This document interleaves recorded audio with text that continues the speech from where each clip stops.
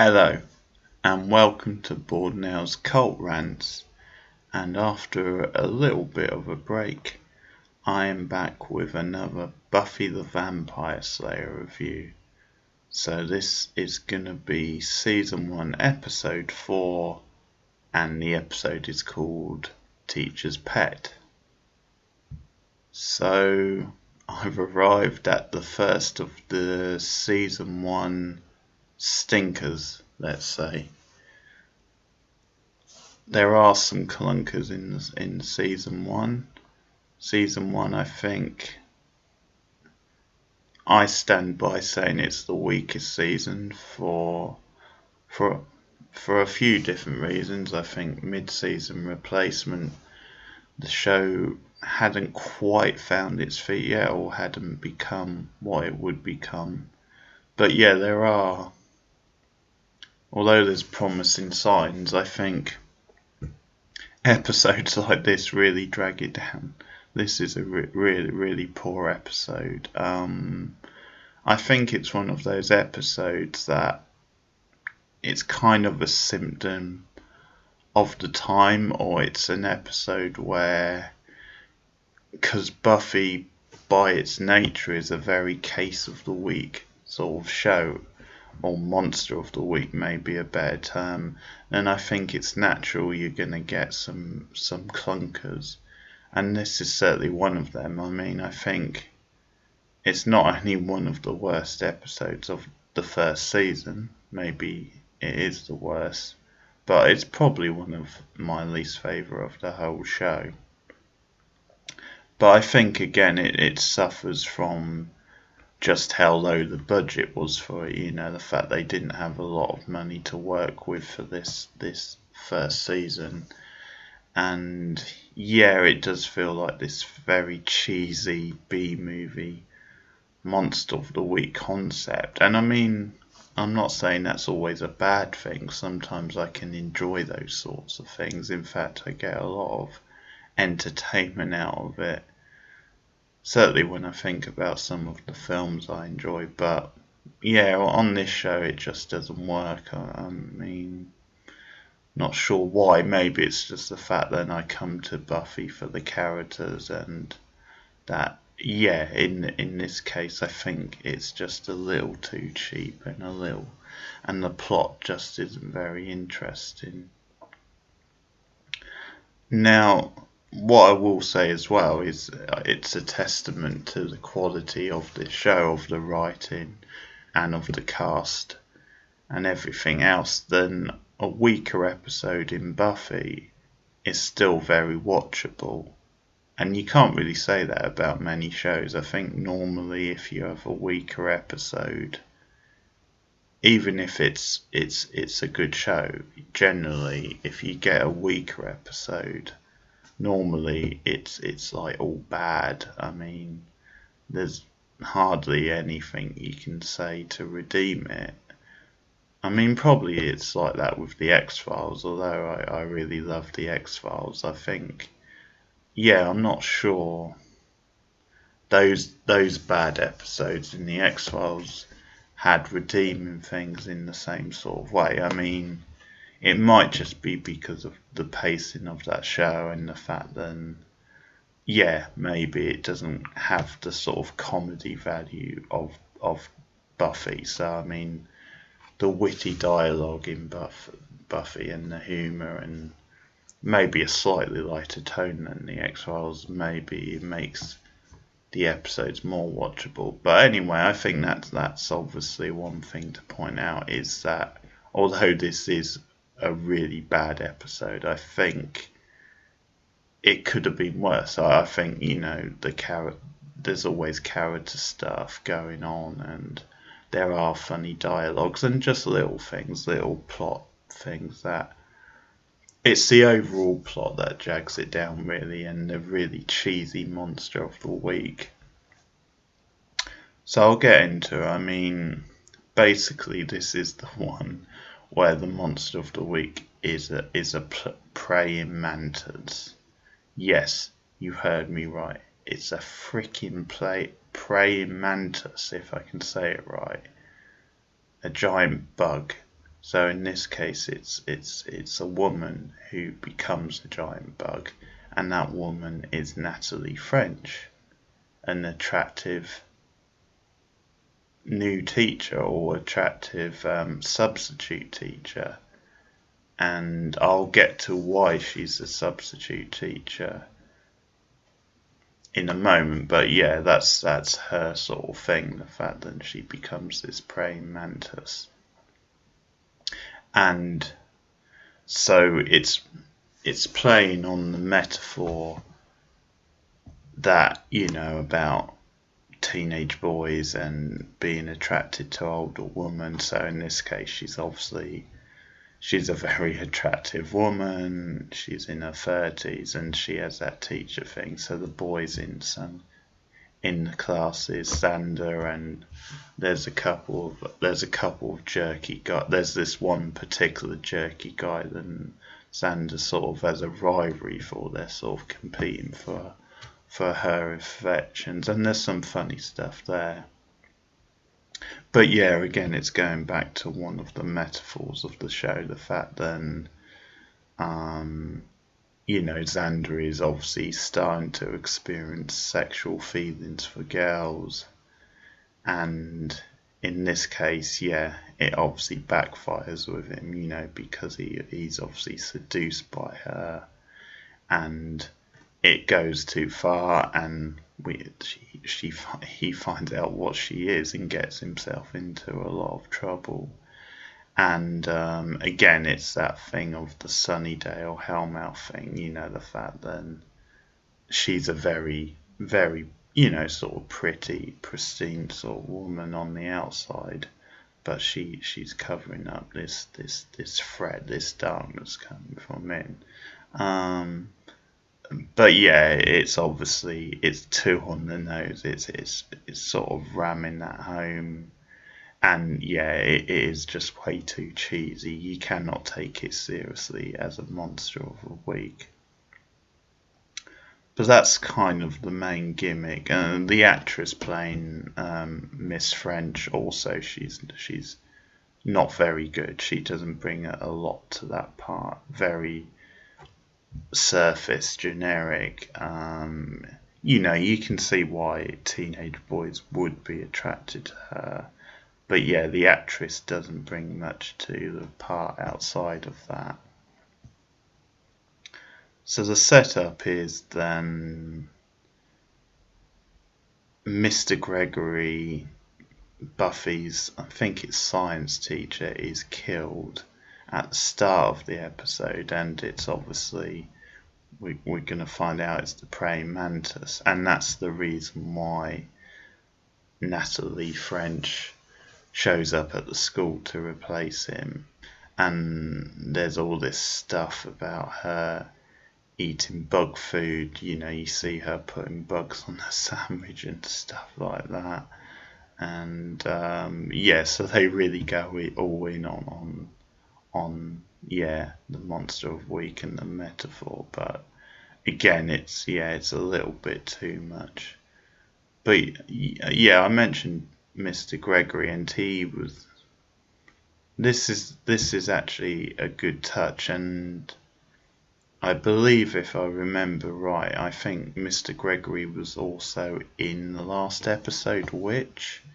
So that's a nice bit of continuity, the fact that we see him over 2 episodes. He was in the previous episode as well.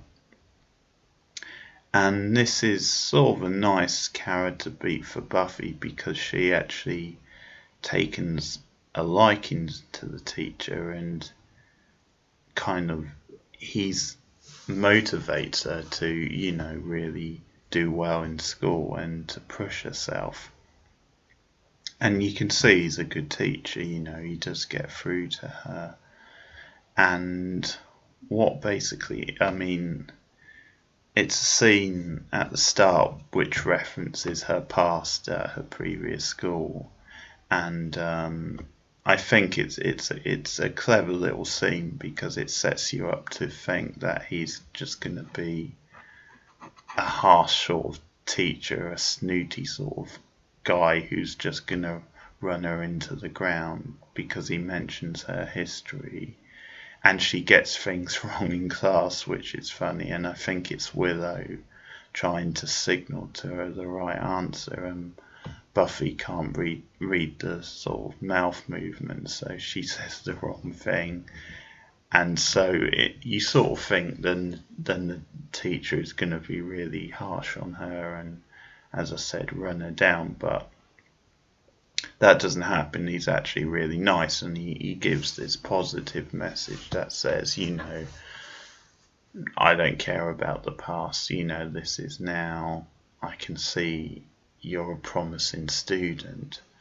And I can't remember the exact line, but he says something like, let's make them eat that permanent record, or something to that effect. So it's a nice little pep talk, and he is sensitive with her, and so she responds well to that. And so it's, as I said, it is a good character beat, because it's a case of a tutor having faith in her, and it's a way for Buffy to be a bit more motivated in school than she has been, and it's a good sort of adult parental figure. I mean, not parental, that's the wrong word, but maybe because Buffy has had a bit of a sort of a fractured home life. Obviously she lives with her mother, who's separated from her father, and I get the sort of impression she's not that close to her father. Hank, his name is, and hey, from the little we see of Hank, you can probably see why in this show. And I think there's some tension with Joyce as well. Joyce Summers, the mother. So that rhymed. So yeah, this is a nice little scene, a good moment, and that actually it sort of has two things. I mean, it's also then when he's killed, it's stakes. It sets it up, and then this is someone Buffy would care about dying. It's just that extra motivation and stakes. So you see the gang in the library when they hear the news, and Buffy is actually really down about it, and she actually, she wants to solve the case and find out who did it. Even more so. So that gives her extra motivation, and Willow actually says, he was one of the two teachers the students actually did like. So they give the impression that this is a well-liked guy. So they sell that quite well as well. That's quite a nice little scene. But the running sort of theme is to do with Xander's teenage angst and his sort of vergering experience, and the fact then, because there's sort of a bit of a joke at masculinity's expense, and the fact that he wants him and this other boy who's kind of the sort of douchey sort of jock type guy are kind of acting all macho and sort of claiming they've had sexual experience. And we find out later, I mean, with Xander you maybe suspected it, but we sort of find out later that neither of them have experienced, neither of them have had sex, because the praying mantis only goes after virgins, it sort of comes out. So that's, that stuff's pretty funny. But again, I guess this is the first episode, well, the last episode as well did it, but yeah, this again returns to Xander having a crush on Buffy. So you get that conflict, and the opening scene of the episode, which I quite like, but again, it's probably a little too on the nose. But it's basically a dream sequence. It's Sander in the bronze, and he's basically he's all cool in this dream. He's on stage, and he's actually playing a guitar, and he plays it really well. And the girls are sort of going wild, and again, it's all a bit of a male fantasy. And yeah, he actually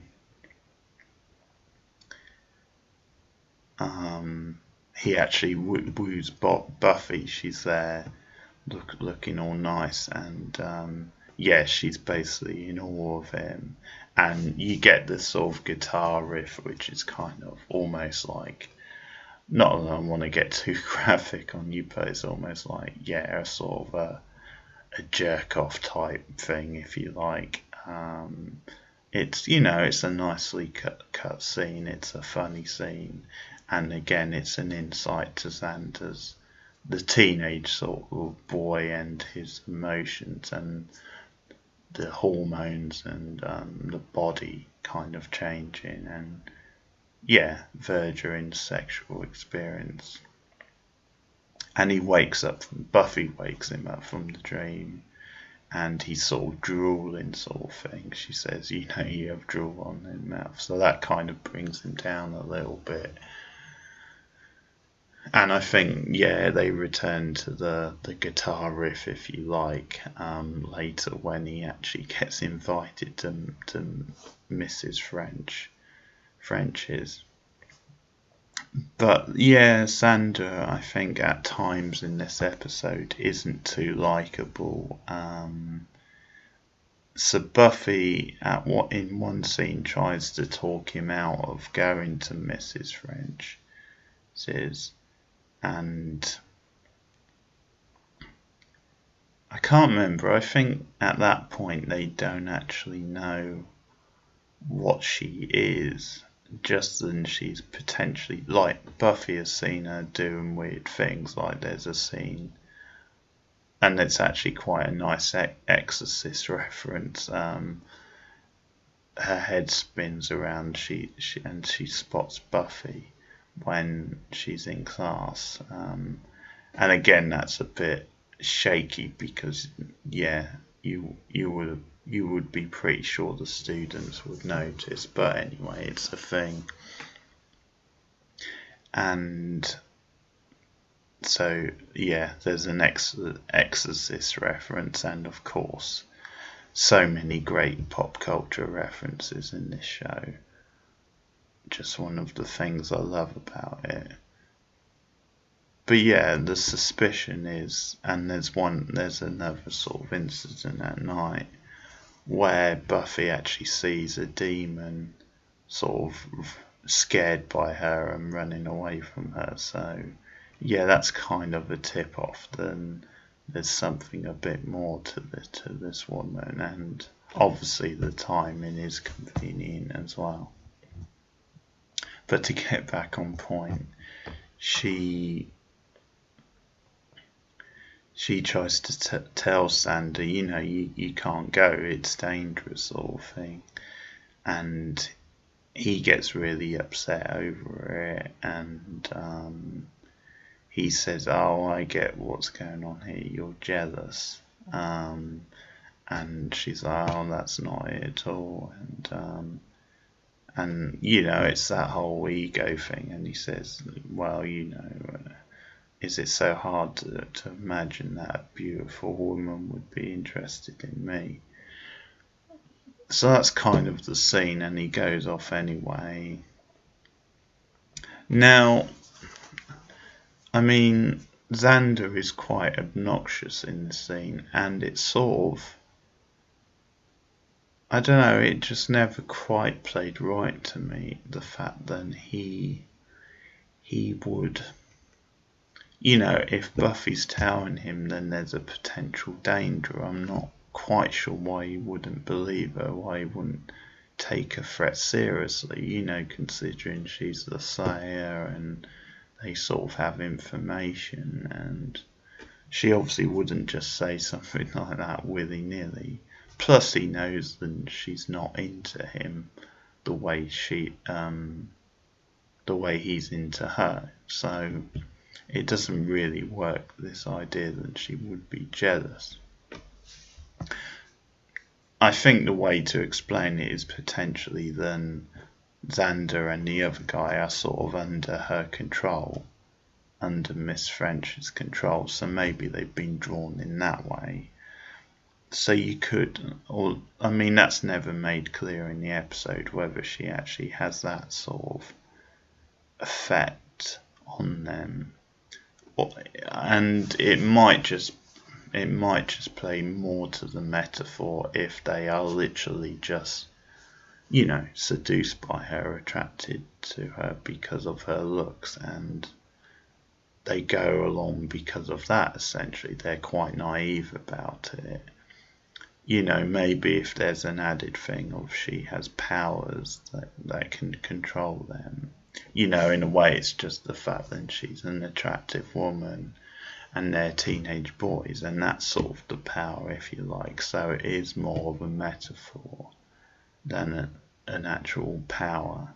But you could sort of explain it that way, but that's never made clear, and yeah, it's a bit of a weak scene, and Sanders, it's one of those scenes where he's a bit more obnoxious than you would like.